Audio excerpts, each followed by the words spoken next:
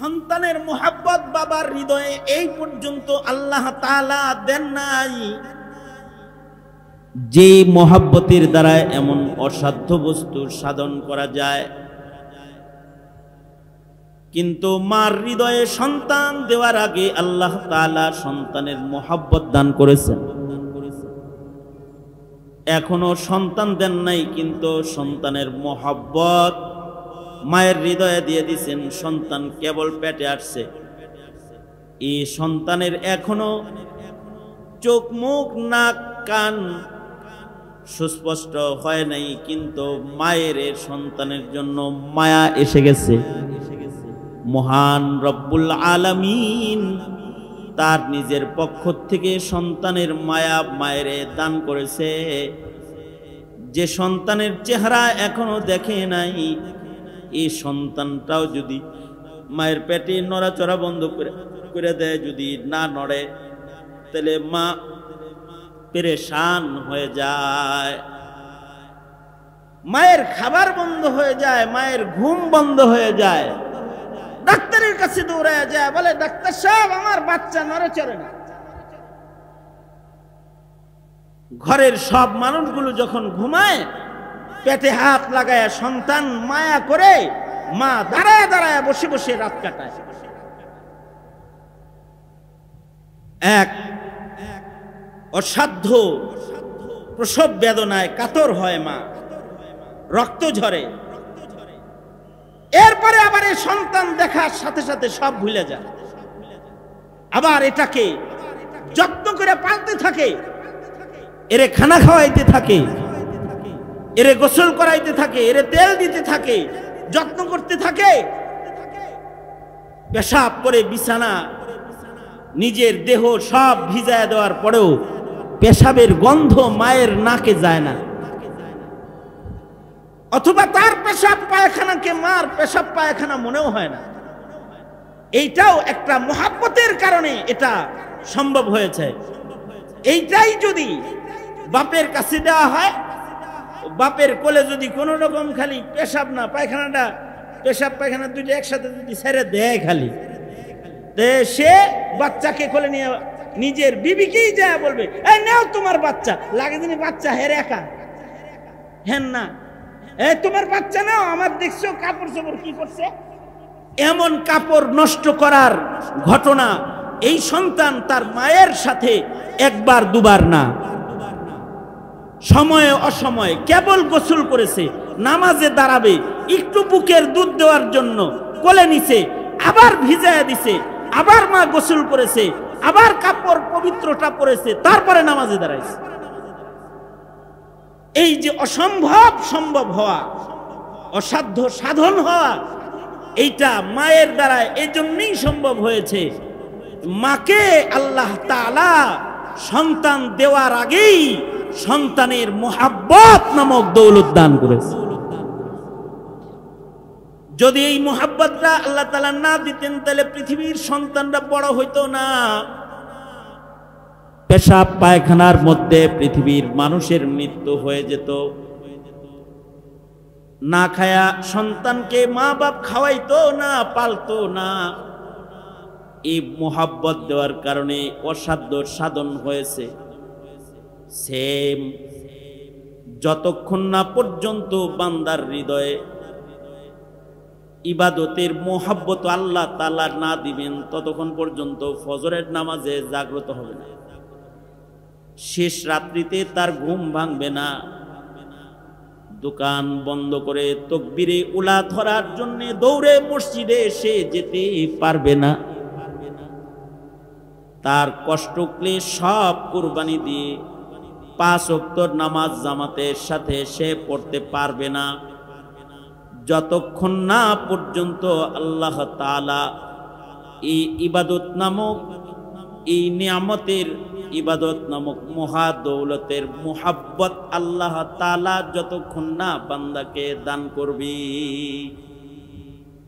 হ্যাঁ, যদি মোহাব্বত আল্লাহ দিয়ে দেয়, তাহলে সে একটা সেজদা, ইকো বন্ধ করো, এই একটা সেজদাকে হিফাজত করার জন্য অথবা একবেলা নামাজকে রক্ষা করার জন্য সে অসাধ্য সাধন কোরবানি দিতে সক্ষম হয়ে যাবে। সে এক বেলা নামাজ হিফাজতের জন্য কষ্ট ক্লেশ বরদাস্ত করতে সে রাজি হয়ে যাবে। অনেক কষ্টের ভেতরেও আল্লাহর হুকুম যত্ন সহকারে তার আদায় হয়ে যাবে। সে যদি অসুস্থ হয়, দাঁড়াতে না পারে, তাহলে বসে বসে সে আদায় করে ফেলবে। সে যদি বসতে অক্ষম হয়, তাহলে সে ইশারায় ইশারায় আদায় করে ফেলবে। কারণ তার রবের কাছে হাজিরার একটা প্রেম, একটা ভালোবাসা তাকে মহান আল্লাহ দান করেছে। দাঁড়াইতে পারে না, বসতে পারে না, তো শুয়ে শুয়ে পড়তে থাকে। এই কারণেই এই মুহাব্বতটা আল্লাহ না দিলে, যেহেতু দিনী কাজ করা সম্ভব না, আল্লাহর নামের মুহাব্বত আল্লাহ না দিলে কালেমা পড়াও সম্ভব না, জিকির করাও সম্ভব না। এটা ব্যক্তির চেষ্টায় সম্ভব না, সমাজের চেষ্টায় সম্ভব না, এমনকি নবীর চেষ্টায় সম্ভব না, যদি না আল্লাহ না দেয়। এ কারণেই হুজুরের দাদা, হুজুরের চাচা আবু তালিবকে হুজুর নিজে আল্লাহর রাসূল সাল্লাল্লাহু আলাইহি ওয়াসাল্লাম নিজে বারবার চেষ্টা করেছেন চাচার মুখে একবার এই কথা বাইর করতে, লা ইলাহা ইল্লাল্লাহ। কিন্তু চাচারে তো আল্লাহ এই প্রেমটা দেয় নাই। এ কারণে নবী চাওয়ার পরেও মুখ দিয়া বের হইতেছে না। এবার মুখ দিয়া কালেমা বের না হওয়ার কারণে আল্লাহর রাসূল যখন পেরেশান, তখন আল্লাহ তাআলা তার বন্ধুকে বলতেছে, ইন্নাকা লা তাহদি মান আহবাবতা, ইন্নাকা লা তাহদি মান আহবাবতা ওয়ালাকিন্নাল্লাহা ইয়াহদি মান ইয়াশা। ওগো বন্ধু, আপনি ভালোবাসলে, আপনি চাইলে কারোর মুখে কালিমা আসবে না, যদি না আমি না চাই। আমি যদি চাই আর যদি আমার প্রেম দিয়ে দেই, তাহলে তার মুখে কালিমা আসবে। এমনকি কালিমার প্রেম যদি কাউকে আল্লাহ তাআলা দান করেন, তাহলে কাউকে তো জোর কইরা পড়ানো যায় না কালিমা। আর কেউ কেউ আছে তাদের মুখে পেরেক ঢুকায়ও আল্লাহর নামের কালিমার আওয়াজ বন্ধ করা যায় না। যেমন হযরত বেলাল হাবশী, উনার জিহ্বার ভেতরে পেরেক ঢুকায় দিত। জালেম উমাইয়া হযরত বেলালের জিহ্বা টাইনা ধইরা এই জিহ্বার ভিতরে পেরেক ঢুকায় দিছে, যেন জিহ্বা দিয়া আল্লাহ নাম উচ্চারণ না করে, জিহ্বা দিয়া যেন আহাদ আল্লাহ পাকের ওয়াহদানিয়ত বর্ণনা না করে, জিহ্বায় যেন কালেমার আওয়াজ উচ্চারিত না হয়। এ কারণে ওনার জিহ্বা টাইনা বাইর কইরা এর ভিতরে পেরেক বসায় দিছে। আর হযরত বেলাল এই পেরেক মুখে লইয়াই রক্ত মাখা পেরেকওয়ালা জিহ্বা দিয়ে আল্লাহকে ডাকতেছে, আহাদ আহাদ আহাদ, ইয়া আল্লাহ ইয়া আল্লাহ, লা ইলাহা ইল্লাল্লাহ, আল্লাহ পাকের জিকির করতেছে। এই অবস্থায় হযরত বেলালের মা বেলালের কাছে আসছে, আয়েশা বলে, বেলাল, এই এত কষ্টের ভেতরেও আল্লাহ আল্লাহ জপতে হয়? হযরত বেলাল বলে, মা, আল্লাহ নামের ডাকার মজাটা আগে বুঝি নাই। যখন পেরেক দিছে আর রক্ত মাখা জিহ্বা দিয়ে আল্লাহকে ডাকছি, তখন ডাকের আসল মজাটা উপলব্ধি হইছে। डॉक्टर इकबाल बोले, जफा जो इश्क में होती है, जफा जो इश्क में होती है, वो जफा ही नहीं, सितम ना हो तो मोहब्बत में कुछ मजा ही नहीं, सितम ना हो तो मोहब्बत में कुछ मजा ही नहीं। কষ্ট হইলেই না মুহাব্বতের আসল স্বাদ উপলব্ধি হয়। এই যে এই কষ্টটা করবে বান্দা, এটা করার জন্য একটা প্রেম লাগবে, মুহাব্বত লাগবে। এই মুহাব্বত যখন জাগ্রত হয়, তখন ওই কষ্টটা এটা সহজ হয়ে যায়। নামাজের ভেতরে ধৈর্যের সাথে দাঁড়ায় নামাজ পড়া, এটা ততক্ষণ পর্যন্ত সম্ভব হবে না যতক্ষণ পর্যন্ত নামাজের মোহাব্বত ভিতরে না আসবে, নামাজের কামেল মোহাব্বত যখন কারোর ভেতরে আসবে তখন তার হৃদয়ে আসবে। ইমাম সাহেব কেরাত ছোট বলল কেন? যখন কামেল মোহাব্বত আসবে তখন সে বলবে ইমাম সাহেব সেজদাটা আরেকটু লম্বা দিলে আরেকটু মজা লাগতো, ইমাম সাহেব রুকুটা লম্বা করলে আরেকটু মজা লাগতো, মসজিদে আরেক ঘন্টা থাকতে পারলে আরেকটু মজা লাগতো। এগুলো তার হৃদয়ে আসবে। আর যখন মোহাব্বত না হবে তখন বলবে দোকানটা খুলে থুয়েছি, কত কাস্টমার না জানি চলে গেল, ইমাম সাহেবের তার কোনো কাম নাই, সূরা বাকারা ধরছে আর পড়তেই আছে, তার তিলাওয়াতই শেষ হইতেছে না। এর যে এই অস্থিরতা, তার যে বিরক্তি হাল, বিরক্তি অবস্থা, এটা কেন? মোহাব্বতের কমির কারণে। প্রেমিক প্রেমিকার সাথে আলাপটা লম্বা হয়ে যায়, তারপরেও যদি কয় রাখি, কয় আরেকটু, যদি বলে রাখি ফোনটা কাটি, আরেকটু, আর এক মিনিট, মানে তার আলাপটা লম্বা হইতে থাকে। কেন? প্রেমের কারণে, মোহাব্বতের কারণে। আর যখন প্রেম কম হয়, যার সাথে খাতির নাই, তারে কয় ভাই আসি, পরে কথা কমনি, জায়গা পরে, বাস হাতের ইশারা দিয়ে পরে দিয়ে দিছে শেষ করে। কারণ কি? ভাব নাই এর লগে, মোহাব্বত নাই তার লগে। সেম জালালউদ্দিন রুমি রহমাতুল্লাহ আলাইহি বলেন, বান্দার সাথে আল্লাহর প্রেমের একটা ভাব লাগে, এই ভাবটা যতক্ষণ পর্যন্ত হৃদয়ে না আসে ততক্ষণ পর্যন্ত আল্লাহর কাম বলতেই বান্দার কাছে মজার কাম মনে হয় না। আর যখন প্রেম ভালোবাসা হৃদয়ে বসে যায় তখন আল্লাহর কাম লম্বা হইলে হের কাছে ভাল লাগতে থাকে। তাহলে এই ভালো লাগা আর এই ভালোবাসাটা, এটা আল্লাহ দিলে না আমি পাবো, আপনি পাবেন। এ কারণে আল্লাহর রাসূল কয় এটা দোয়া করে আল্লাহর কাছ থেকে লও। দোয়াটা আল্লাহর রাসূল নিজে শিখায়া দিয়া বলে, তোমরা দোয়া করো আল্লাহর কাছে, আল্লাহুম্মা ইন্নী আসআলুকা হুব্বাকা ওয়া হুব্বা মান ইউহিব্বুকা ওয়া হুব্বা আমালিন ইউকাররিবুনি ইলাইকা। ওগো আল্লাহ, আপনি আমাকে আপনার মোহাব্বত দান করেন, আপনি যাদেরকে মোহাব্বত করেন তার মোহাব্বত আমাকে দান করেন।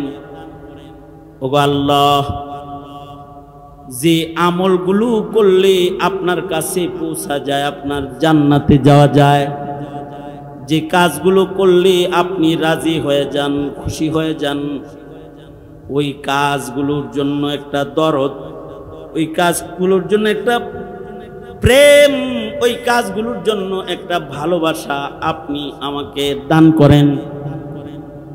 আল্লাহ তাআলা যদি বান্দার ওই মোহাব্বতটা বান্দার জন্য দিয়ে দেয়, তাহলে এই বান্দার কাছে দুনিয়ার চাইতে আখিরাতের মূল্য বেড়ে যায়। এই বান্দার কাছে দুনিয়ার কাজের চাইতে কবর হাসরের উপকার দেনেওয়ালা আখিরাতের কামগুলা বান্দার কাছে গুরুত্বের হয়ে যায়। এ কারণে নবীজি বলে, তোমরা এই দোয়া করে আল্লাহর কাছ থেকে মোহাব্বতটা চাও। আমার সাথে একবার পড়েন আল্লাহুম্মা, আরো আস্তে করে পড়েন, জোরে করে বলেন, তাহলে বাচ্চাদেরও মুখস্থ হবে, আপনাদেরও মুখস্থ হবে। বলেন আল্লাহুম্মা ইন্নী আসআলুকা হুব্বাকা ওয়া হুব্বা মান ইউহিব্বুকা ওয়া হুব্বা আমালিন ইউকাররিবুনি ইলাইকা। আল্লাহুম্মা ইন্নী আসআলুকা হুব্বাকা ওয়া হুব্বা মান ইউহিব্বুকা ওয়া হুব্বা আমালিন ইউকাররিবুনি ইলাইকা। আচ্ছা, যদি আরবিতে না পারেন তাহলে বাংলায় বলবেন, আল্লাহ আপনার প্রেম দেন, আপনি যাদেরকে ভালোবাসেন তাদের প্রেম ভালোবাসা দেন, যে কাজগুলোকে আপনি ভালোবাসেন ও কাজের প্রেম ভালোবাসা আমাকে দেন। কারণ আল্লাহ তো বাংলাও বুঝে নাকি? হ্যাঁ, আল্লাহ বাংলা বুঝে না? আল্লাহ তাআলা বাংলাও তো বুঝেন, যার যার ভাষায় বলবে। আর যদি কেউ বুবা থাকে, তার যদি মুখের ভাষা না থাকে, তাহলে তার বুকের ভাষা আছে, ইয়ালামু বিযাতিস সুদূর, আল্লাহ পাক বান্দার বুকের ভাষাও শোনে। আল্লাহু আকবার।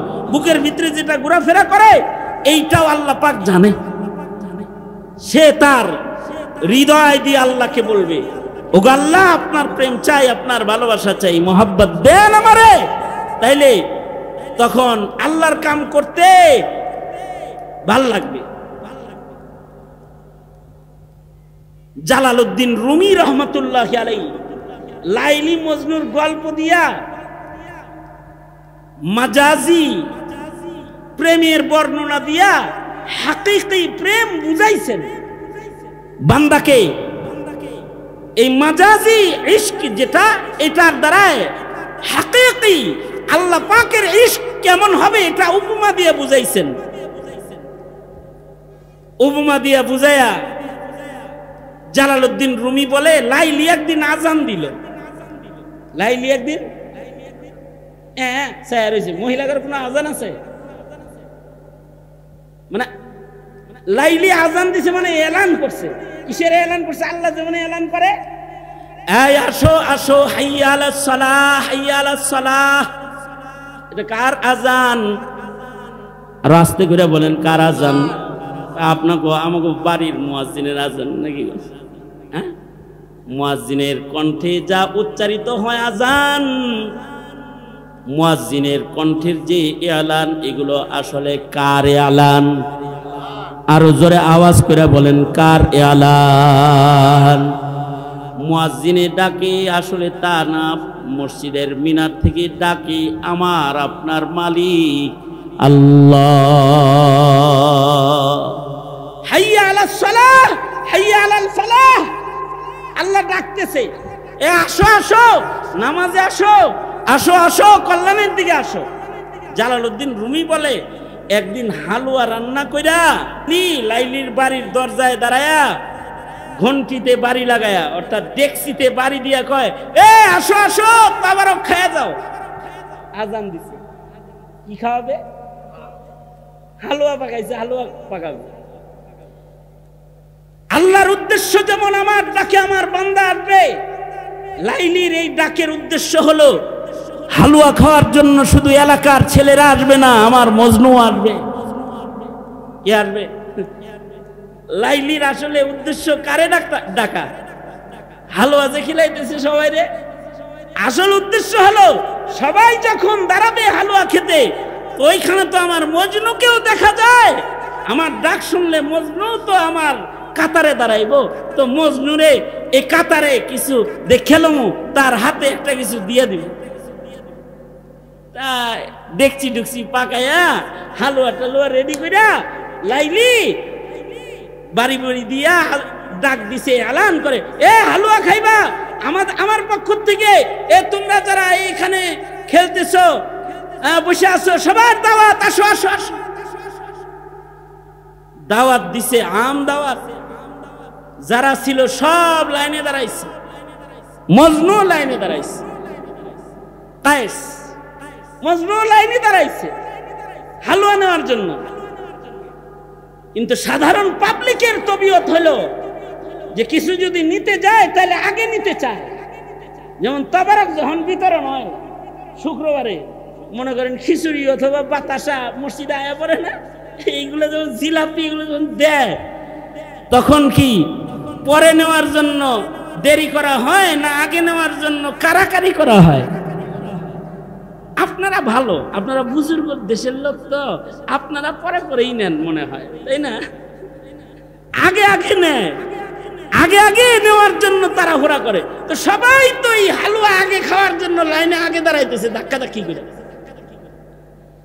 কিন্তু মজনু কায়েস আজব আশেক, সে ধাক্কা ধাক্কি করে হালুয়া খায় না। সে করে কি, যে আসে তারে তার সামনে দাঁড় করায়, আর সবার পিছে সে দাঁড়ায়। আবার আর একজন আসে, তো তারে সবার আগে দাঁড় করায়, তার আগ দিয়ে ঢুকায়, দেখে তুমি আগে আহ। আর একজন আসে, তো তারে দাঁড় করায়। দাঁড় করাইতে করাইতে সবাই হালুয়া পাইছে,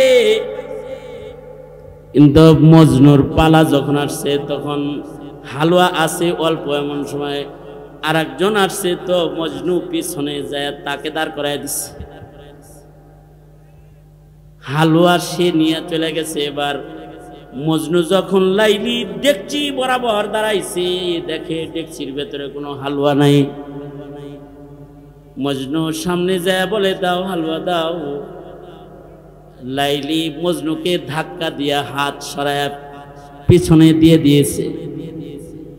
এত সময় জগৎ খাওয়াইতেছি, এতক্ষণ কোনো কাম নাই, এখন খালি ডেকচির কাছে এসে সিরিয়াল লাগাইছ, যাও যাও চলে যাও, বোকা কোথাকার। লাইলি রাগ করে ভেতরে চলে গেছে, কিন্তু মজনু বলে, আলহামদুলিল্লাহ আলহামদুলিল্লাহ। এলাকার যারা হালুয়া খাইছে এরা কয়, তুমি তো বুকা গ্রুপ অফ ইন্ডাস্ট্রিজ লিমিটেডের এমডি মিয়া, পাইলা না হালুয়া, দাঁড়ায় দাঁড়ায় অন্য মানুষ ঢুকাইলা। মজনু বলে, তোমাদের তো হালুয়ার দিকে নজর ছিল, আমার নজর আসলে হালুয়ার দিকে ছিল না, হালুয়াওয়ালার দিকে ছিল। এই লাইনে দাঁড়ায় দাঁড়ায় আমি আমার লাইলিকে তো কাছে পেলাম, তাকে দেখলাম। এই দেখার জন্য সিরিয়ালে লম্বা সময় দাঁড়ায় থাকতে আমার কষ্ট লাগে নাই। আর তোমরা তো লাইলির হাতের হালুয়া পাইছো, আর আমি লাইলির সরাসরি হাতটাই পেয়ে ফেলাইছি। আমি যখন খালি ভান্ড বরাবর হাত পাচ্ছি, তো লাইলি নিজের হাতে আমার হাত ধাক্কা দিছে। তোমরা হাতের হালুয়া পাইছো, আর আমি কায়েস সরাসরি লাইলিরে পাইছি। মুহাব্বতের কারণে তখন মাসুকার বাড়ির দেয়াল দেখতেও ভালো লাগে। ইমরুল কায়েস বলেছে, লাইলি আমরু আলা দিয়ারি দিয়ার আলা, লাইলির দরজা দিয়ে মজনু হাইটা যায়, আর ঘর দেখে দেখে বলে, এটা আমার লাইলির ঘর রে, এটা আমার লাইলির ঘরের দেয়াল। এই দেয়ালের সাথেও তার একটা প্রেম জমা হয়েছে, কারণ হলো এই ঘরের মালিককে সে ভালোবাসে। জালালউদ্দিন রুমি বলে, ঠিক ওই রকম বান্দার হৃদয়ের ভিতরে যদি আল্লাহ পাকের মোহাব্বত জমা হইয়া যায়, তখন যেখানে আল্লাহর আলোচনা হয় ওইটা তার ভাল লাগে, তার মাহফিল ভাল লাগতে থাকে। যেখানে আল্লাহর গোলামি হয়, মসজিদ, মসজিদ তার প্রেমের পছন্দের জায়গা হয়ে যায়। মসজিদে যায় একটু বসে থাকা তার কাছে পছন্দের আমলে পরিণত হয়ে যায়। মসজিদের মধ্যে সময় কাটানো তার কাছে ভালোবাসার বস্তু হয়ে যায়।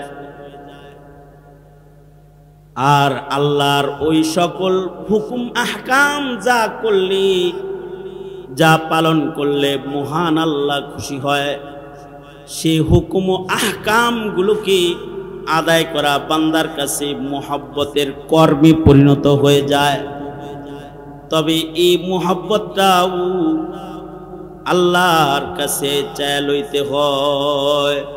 छुरा कर गैर से दिल को तो अपना खास कर हमको, तो फजले खास को हम सब प्यार आम कर अपना,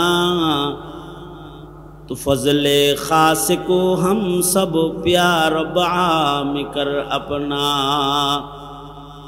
छुरा कर गैर से दिल को, छुरा कर गैर से दिल को तो अपना खास कर हमको, तो फजली खास को हम सब प्यार आम कर अपना, तो फजले खास को हम सब प्यार आम कर अपना।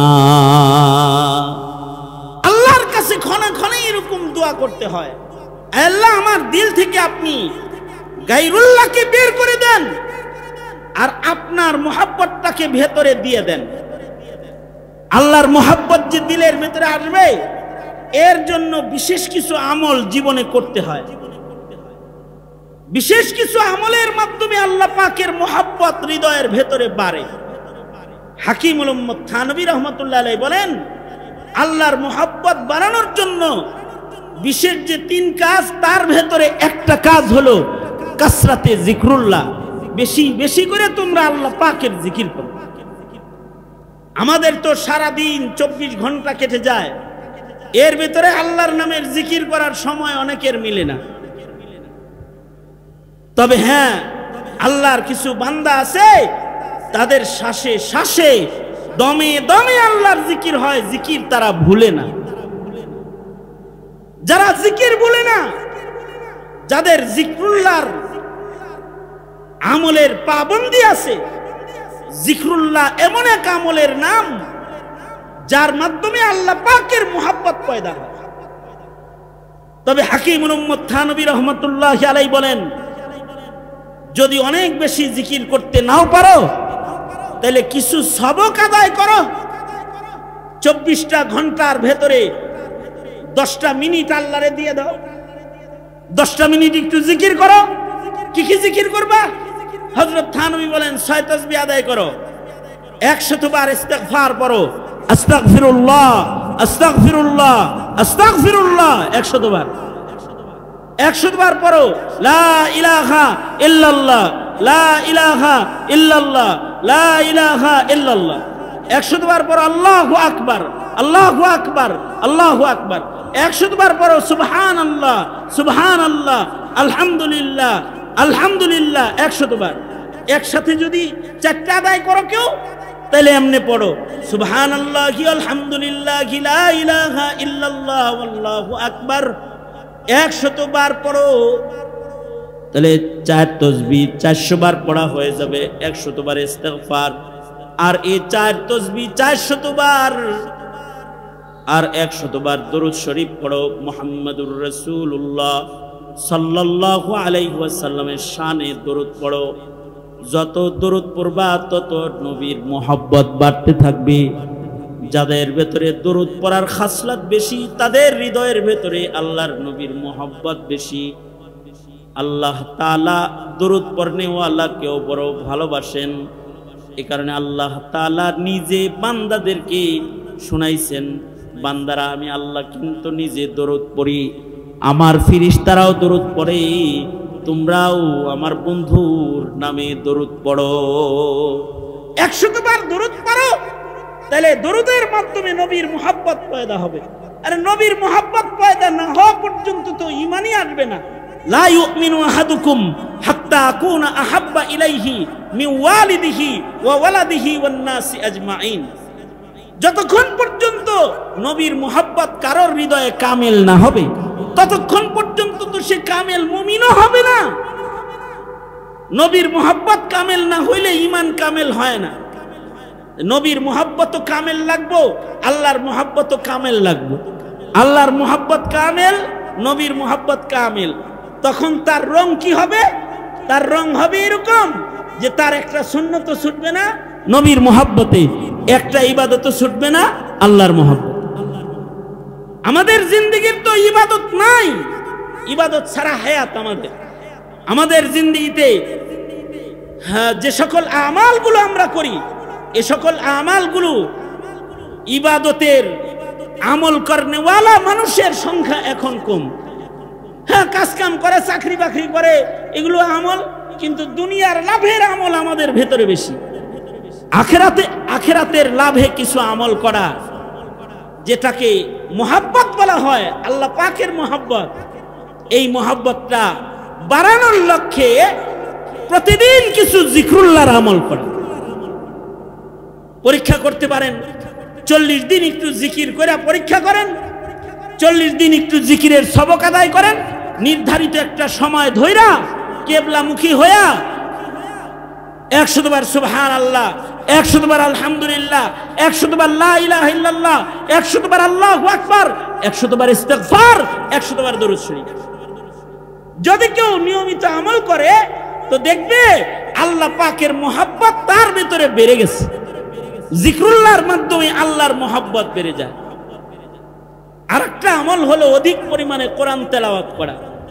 কারণ যারা কোরআন পড়ে তাদের আল্লাহ পাকের মোহাব্বত বেড়ে যায়। আপনি সারা বছরে কোরআন মজিদের লগে দেখা করেন নাই, তো আপনি আল্লাহর মোহাব্বত কেমনে বাড়বে? ডেলি টিভির সাথে দেখা করেছেন, ডেলি ফেসবুকের লগে দেখা করেছেন, ডেলি উপন্যাসের লগে দেখা করেছেন, কালামুল্লাহর লগে তো দেখা করেন নাই। সারা বছর চলে যায়, আল্লাহর কোরআন হাতে নিয়েও আপনি দেখেন না। একটু হাতে নিতেন, একটু দেখতেন, এটা আল্লাহ পাকের কালাম, একটু বুকে লইতেন, একটু চুমা খাইতেন, মোহাব্বতটা প্রকাশ করতেন। প্রতিদিন আল্লাহর কালাম হাতে নিলেন না, ছেলেরে তো কোলে লইছেন, কোরআনরে তো কোলে লন নাই সারা বছর। আমরা আমাদের সন্তান কোলে লই ঘরে ঢুইকা, ঘরে ঢুইকা আমরা কি করি? ঘরে ঢুইকা নিজের ছেলেটারে আগে কোলে লই, ছেলেটারে চুমু খাই, মেয়েটারে কোলে লই, বুকে জড়াই। সারাদিন অফিস ছিলাম, মা তোরে দেখি নাই, আয় মেয়েটাকে কোলে লয়, আয় বাবা আয় কোলে, আয় কোলে লয়, চুমু খায়। কিন্তু আজব সাহাবায়ে কেরামের আমল। খলিফাতুল মুসলিমিন হযরত উমর, ওনার সারা জিন্দেগির একটা আমল ছিল, ওনার ঘরের তাকের ভেতরে একটা কোরআন মজিদ ছিল। রাষ্ট্রীয় কাজে ঘরের বাইরে যখন হযরত উমর থাকতেন ব্যস্ত, রাষ্ট্রের কাজ শেষ করে যখন ঘরে যাইতেন হযরত উমর, ঘরে যায়া আগে ঘরে ঢুইকা, কারোর লগে কথা নাই, সন্তান বিবি তাদের সাথে আগে কথা নাই, ঘরে ঢুইকা তাকিয়ার কোরআন নামায়া আল্লাহর কোরআনটাকে খুললা কোরআনের দিকে তাকাইয়া হযরত উমর কোরআনকে চুমু খাইতেন আর আল্লাহর কালামের লগে কথা বলতেন। কোরআনটারে হাতে নিয়ে বলতেন, কবরে গেলে তো তুমি কোরআন আমার মাথার কাছের পাহারাদার হইবা, ময়দানে মাহশরে তো তুমি কোরআন আমার পক্ষে অথবা বিপক্ষে কথা কইবা। সারা দিন ব্যস্ত ছিলাম, তোমার একটু হাতে লইতে পারি নাই, তোমাকে একটু পড়তে পারি নাই, তোমাকে একটু তিলাওয়াত করতে পারি নাই। কেবল ঘরে ঢুকলাম, আমি দুনিয়ার কারোর সাথে মুসাফা না করে, মুআনাকাত না করে, কথা না বলে, এহে আল্লাহর কালাম, ঘরে ঢুইকা তোমাকে হাতে লইলাম, তোর লগে মুসাফা করলাম, তোর লগে মুআনাকা করলাম, তোকে খুলে আগে তিলাওয়াত করলাম। আল্লাহর কালাম হি ময়দানে মাহশরে কিন্তু আমার বিপক্ষে, উমরের বিপক্ষে তুমি দাঁড়ায়ো না। আল্লাহর কালামকে এইভাবে করে ঘরে ঢুইকা আগে জড়া ধরতেন, কোরআনের সাথে আগে কথোপকথন বলতেন। আছে কি সে আমল? কোরআনের সাথে এতটুকুন কুরবত মুহাব্বতের আমল আমাদের জীবন থেকে এটা হারিয়ে গেছে। অথচ কোরআন যদি কেউ শুনে তো জাদা তুমি ইমানা, তো পড়লে কতটুকুন বাড়বে ইমান? যদি কোরআন তেলাওয়াত একজন করে আর আরেকজন যদি কোরআন শোনে তাতেও ইমান বাড়ে। ওয়াইদা তুলিয়াত আলাইহিম আয়াতুহু জাদাতহুম ঈমানা, আল্লাহর কোরআন তেলাওয়াত শুনলেও ঈমান বেড়ে যায়। এটা হলো আল্লাহর কালামের অলৌকিকত্ব। এই কারণে ওয়াজ মাহফিলে যারা বসে থাকে তাদের তওবার সুযোগ হয়ে যায়। তারা বেনামাজি নামাজ পড়ার অঙ্গীকার ভিতরে ভিতরে করে ফেলায়, জিকির ছাড়া মানুষ জিকির করার অঙ্গীকার করে ফেলায়, বেপর্দা চলার মানুষগুলো পর্দাওয়ালা জিন্দেগি ধরার জন্য ভিতরে ভিতরে অঙ্গীকার করে ফেলায়। ওয়াজ মাহফিলে বসে তওবা করে, তার জিন্দেগির একটা চেঞ্জিং হয়ে যায়, সে চিল্লায় চলে যায়। নামাজ শিখার একটা দরদ, ইবাদত শিখার একটা প্রেরণা, চাহিদা তার ভিতরে ঢুকে যায়। ছাল লাগাইতেছে, চিল্লা লাগাইতেছে, আল্লাহর ঘরের সাথে মুহাব্বত বাইরে গেছে, আল্লাহর ঘরে রইছে, দ্বীনের জন্য নিজেকে ওয়াকফ করতেছে। কাজ কি? বেশি বেশি আল্লাহর কালামের তিলাওয়াত করা। যদি কোরআন তেলাওয়াত খুব না পারেন তাহলে কোরআনের ছোট ছোট সূরাগুলা তো পারেন, সেইগুলা পড়েন, আল্লাহর নামের জিকির করেন, কোরআন পড়েন, ইস্তিগফার পড়েন। আর কাসরাতে সোহবতে আহলুল্লাহ, আল্লাহওয়ালাদের কাছে বেশি করে থাকেন। স্বাধীনতার পরের আমল এগুলো। কিসের আমল? স্বাধীনতার পরের আমল। বাংলাদেশ স্বাধীন হয়েছে আবার ফিরা। স্বাধীনতার পরে কি করবা? স্বাধীনতার পরে চাঁদাবাজি করবা, স্বাধীনতার পরে দোকানের কাছ থেকে নতুন করে চাঁদা তোলা শুরু করবা, স্বাধীনতার পরে ঘরে ঘরে ঘরে ঘরে অত্যাচার বাড়ায়া দিবা। স্বাধীনতার পরে আগে ছিলা তুমি বুজুর্গ আল্লাহওয়ালা, তবলিগে খালি চিল্লা লাগাইছো আর ঘুরছো, এখন আবার রিভলভার লয়ে ঘুরবা, এটার নাম স্বাধীনতা? স্বাধীনতার পরে কি করতে হয়? স্বাধীনতার পরে জিকির করতে হয়। স্বাধীনতার পরে 16 বছরের গোলামির জিনজির থেকে বেরিয়ে এসেছে। ইসলামের কথা বলতে পারতা না, কোরআনের কথা বলতে পারতা না, ধর্মের কথা বলতে পারতা না। আজকে খালিদ সাইফুল্লাহ আইয়ুবীকে কিশোরগঞ্জের মাটিতে তোমাদের আনতে হলে থানার ওসির পিছনে ঘুরতে ঘুরতে পায়ের জুতা ছিঁড়া যাইত।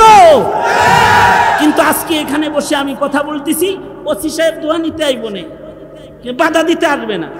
কারণ কি? কারণ হলো গোলামির জিনজির তোমার গলায় আটকানো ছিল। এই গোলামির জিনজির আল্লাহ সরাইলো, স্বাধীনতা একটা অর্জন করলা। এখন কি করবা এই স্বাধীনতা দিয়া? যত আকাম কুকাম সব করবা না। স্বাধীনতার পরের একটা আমল আছে, জিকির করবা, তিলাওয়াতুল কোরআন করবা। কারণ স্বাধীনতা কে দিয়েছে? হ্যাঁ, তাছাড়া বৈষম্য বিরোধী ছাত্র আন্দোলনের যে ছেলেরা, ওরা হাসিনা আকার দিয়ে বলাই গেছে গা, এই লেংরা মশা দিয়ে যেমন নমরুদ খেদাইছে আল্লাহ, এইরকম একটা দশা যে ছাত্র আন্দোলনের মুখে দেশ ছেড়ে যেতে বাধ্য হয়েছে।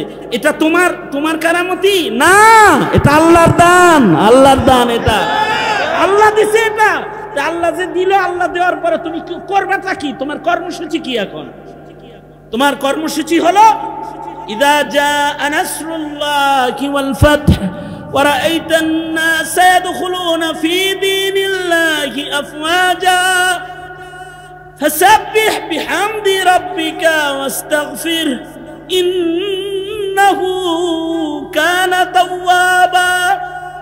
স্বাধীনতার পরের তোমার আমল আছে, তুমি আজাদ হইছো, স্বাধীন হইছো, এবার তোমার আমল হলো তুমি তাসবিহ জপবা, আল্লাহ পাকের হামদ সানা গাইবা, আল্লাহ পাকের শুকর আদায় করবা, আল্লাহর নামের জিকির করবা,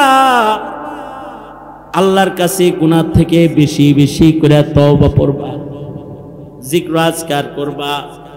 যদি জিকির করো তো আল্লাহর মোহাব্বত বাড়বে, যদি কোরআন পড়ো তো আল্লাহর মোহাব্বত বাড়বে, যদি আল্লাহ ওয়ালাদের সোহবতে বসো, কাসরাতে সোহবতে আহলুল্লাহ, আল্লাহ ওয়ালাদের সোহবতে গেলে আল্লাহর মোহাব্বত বেড়ে যাবে।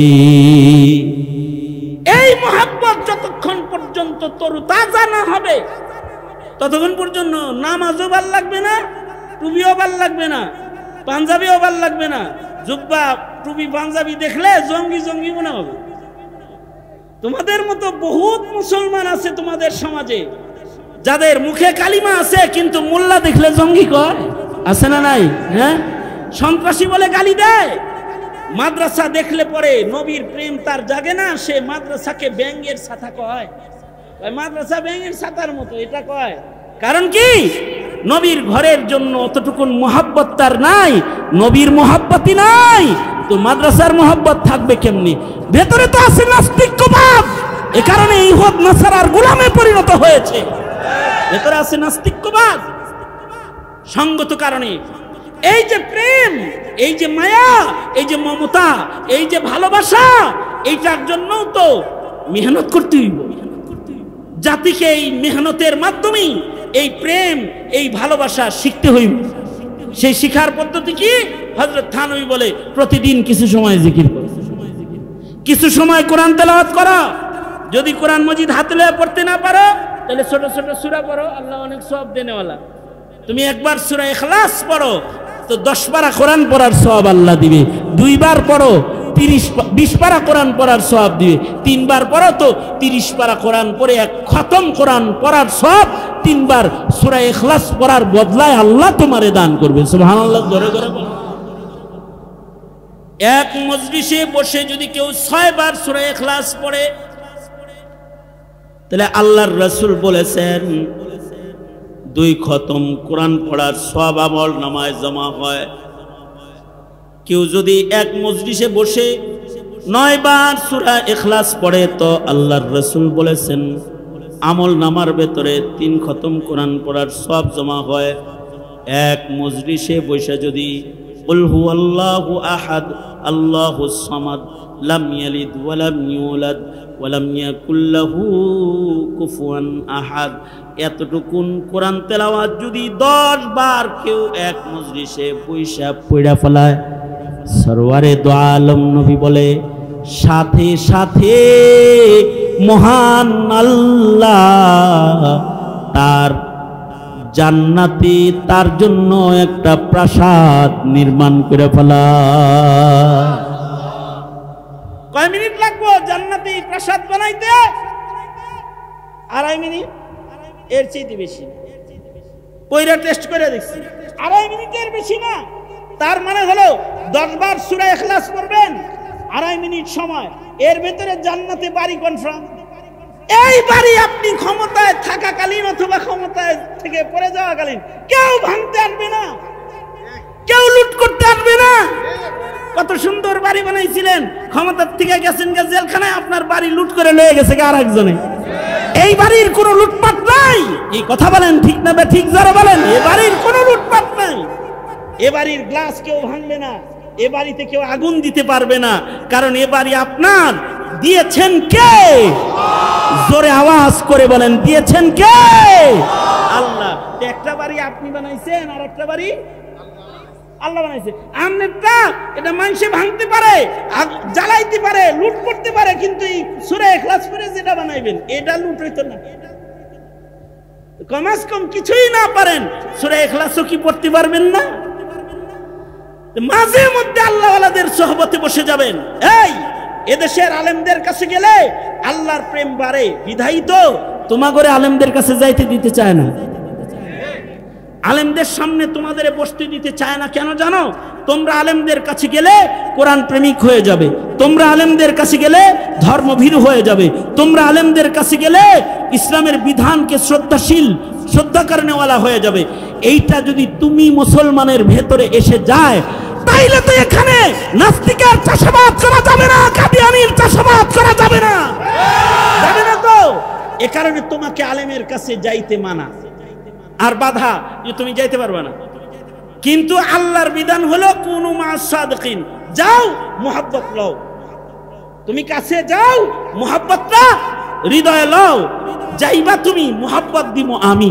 আল্লাহ বলে তুমি যাইবা, তাকওয়া দিমু আমি, মুহাব্বত দিমু আমি, প্রেম ঢাইল্লা দিমু নিজের হাতে আমি। আল্লাহ তাআলা নিজের হাতে প্রেম দান করবে, মুহাব্বত দান করবে। এ কারণেই হযরত থানভী বলেন 3য় নাম্বার আমল হলো কাসরাতে সোহবতে আহলুল্লাহ, আল্লাহওয়ালাদের সোহবত বেশি বেশি গ্রহণ করা। এইগুলো করলে হৃদয়ের ভেতরে আল্লাহ পাকের প্রেম, ভালোবাসা, মুহাব্বত জন্ম হবে। যাদের হৃদয়ে মুহাব্বত জন্ম হবে তারাই সত্যিকারের মুমিন হবে। আর যাদের এই মুহাব্বতটা আছে তাদের ভেতরে ঈমান আছে। আল্লাহ বলেন ওয়াল্লাযীনা আমানু আশাদ্দু হুব্বান লিল্লাহ, ঈমানদারের হৃদয়ে আল্লাহর মুহাব্বতটাই হবে সর্বোচ্চ, সবচেয়ে বেশি পাওয়ারফুল। আল্লাহ তাআলা আমাদেরকে সেই মুহাব্বতটা দান করুন, আমিন বলেন। যদি ওই মুহাব্বতের মালিকানা রাখতে পারেন তাইলে দেশের মায়াও বাড়বো, স্বাধীনতার মায়াও বাড়বো, মুসলিম মিল্লাতের ইজ্জত সম্ভ্রম রক্ষার মায়াও বাড়বো। তখন এ দেশ, এ জাতির জন্য কিছু করতেও ভালো লাগবো, আর এই দেশের স্বাধীনতা, সার্বভৌমত্ব রক্ষার জন্য, সর্বস্ব দেওয়ার জন্য হৃদয় পয়দা হইব। তখন চতুর্দিকে ভারত থাকলেও এই ভারত আপনার স্বাধীনতা নিতে পারবে না, আপনার সার্বভৌমত্বের উপরে আঘাত করতে পারবে না, যখন আপনার ভালোবাসার ঈমান থাকবে। কারণ ঈমানদারকে বিজয় দেওয়ার ওয়াদা কার? আরো জোরে বলেন, কার? ওয়ালা তাহিনু ওয়ালা তাহজানু ওয়া আনতুমুল আ'লাউন, ওয়ালা তাহিনু ওয়ালা তাহজানু ওয়া আনতুমুল আ'লাউনা ইন কুনতুম মুমিনিন। তোমরা যদি মুমিন হয়ে সামনে বাড়ো তাহলে তোমাদের কোনো ভয় নেই, তোমাদের কোনো চিন্তা নেই, তোমরা ভয় পেও না, চিন্তিত হও না, তোমাদেরই বিজয় হবে, বিজয়ের মালা তোমাদের গলায় থাকবে। শর্ত শুধু একটা, ইন কুনতুম মুমিনিন, তোমরা যদি মুমিন হও, এই মুমিনের খাতায় নাম রাখতে লাগবে যে মহাদৌলত, সেটা হলো আল্লাহ আল্লাহর রাসূলের মুহাব্বত। আল্লাহ তাআলা আমাদেরকে সেই মুহাব্বতের দৌলত দান করেন। আমিন বলেন, আরো জোরে আওয়াজ করে বলেন আমিন। দীর্ঘদিন একটা জুলম সেতামের হালাত, যে জুলমের অত্যাচারের শিকার হয়েছে এদেশের উলামায়ে কেরাম, মোদি বিরোধী আন্দোলন থেকে শুরু করে এই পর্যন্ত আলেম ওলামারা জেল খেটেছে, হাজার হাজার আলেমরা বছরের পর বছর জেল খেটেছে। ওয়াজ মাহফিল, তাফসীর মাহফিল এগুলো বাধাযুক্ত অবস্থায় ছিল, তালাবদ্ধ অবস্থায় ছিল। আল্লাহ তাআলা একটা পরিবর্তন দান করেছেন। এই পরিবর্তনের আবহাওয়াকে পাপাচার, মাসিয়াত ও গুনাহের নোংরা বস্তু দিয়ে নাপাক না করি, এটাকে ইবাদত বন্দেগী ইত্তিবায়ে সুন্নাহর জিন্দেগীর দ্বারা আলোকিত করি, তবে আল্লাহ পাকের মদদ শামিলে হাল বেশি হবে, আর আল্লাহ পাক নিয়ামতকে বাড়ায়া দিবেন। আল্লাহ বলেন লাইন শাকারতুম লাযীদান্নাকুম, যদি শুকরগুজার হও তাহলে নিয়ামত বাড়ায় দেওয়া হবে। আল্লাহ তাআলা নিয়ামত বাড়ায় দিবেন। এই শুকরিয়া আদায় করার স্বার্থে আমরা অধিক পরিমাণে জিক্রুল্লাহ, তিলাওয়াতুল কোরআন ও সোহবতে আহলুল্লাহর আমলকে জারি করে আমাদের ভেতরে ভালোবাসার মাধ্যমে ঈমানি এক জাগরণ পয়দা করার তৌফিক আল্লাহ আমাদের দান করুক। আমিন বলেন জোরে করে। আর নামাজ কাজা হবে না ইনশাআল্লাহ, আর শরীয়তের খেলাফ চলবো না ইনশাআল্লাহ। আল্লাহ তাআলা আমাদের সবাইকে তৌফিক দান করেন।